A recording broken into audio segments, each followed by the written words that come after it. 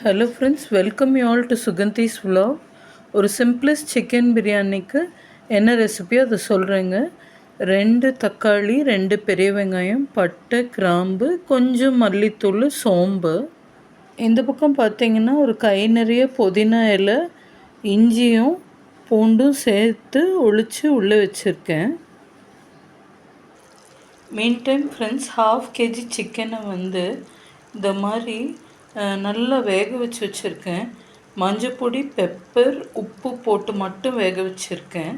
இப்போ இதனோட அந்த இன்க்ரீடியன்ஸ் எல்லாம் போட்டு ஒரு சாட் பண்ணிடுவேன். ஸ்டீம் தான் இது. சில்லி ஃப்ளேக்ஸும் போட்டிருக்கேன், சொல்ல மறந்துட்டேன். ஸோ தக்காளி, வெங்காயம், பட்டை, கிராம்பு, சோம்பு, அப்புறம் மல்லித்தூள் ஒரு டீஸ்பூன் போட்டு இதை சாட் பண்ணிடுவேன். அப்புறம் பூண்டும் லாஸ்ட்டாக புதினா, இஞ்சி போட்டு இன்னொரு தடவை சாட் பண்ணிடுவேன். அப்புறம் 1.5 கப்ஸ் பாஸ்மதி ரைஸ்க்கு 3 கிளாஸ் ஆஃப் வாட்டர் விடணும். ஸோ இப்போ தக்காளி, வெங்காயம் இதெல்லாம் கொஞ்சம் சாட் ஆனோன்னு புதினாவும் பூண்டு, இஞ்சி போட்டு சாட் பண்ணிடுவேன்.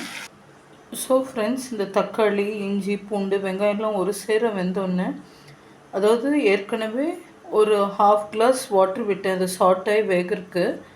அப்போ 1.5 கிளாஸ் பாஸ்மதி ரைஸ்க்கு சோப்டு 1/2 அன் ஹவருக்கு 3 கிளாஸஸ் ஆஃப் வாட்டர். அந்த ப்ரொப்போர்ஷன் மெயின்டைன் பண்ணுங்கள்.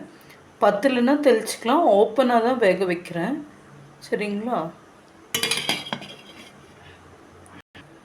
ஸோ ஃப்ரெண்ட்ஸ், அல்டிமேட்டாக தம் வச்சு பிரியாணி சூப்பராக ஆகிடுச்சு. ஆவி பறக்குது. புதினா மட்டும் கொஞ்சம் டேஷ் பண்ணிட்டு இப்போ சர்வ் பண்ணிட்டு காமிக்கிறேன்.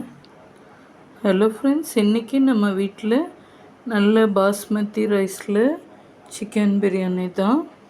இதை சாப்பிட்டு பாருங்கள், அசந்து போயிடுவீங்க.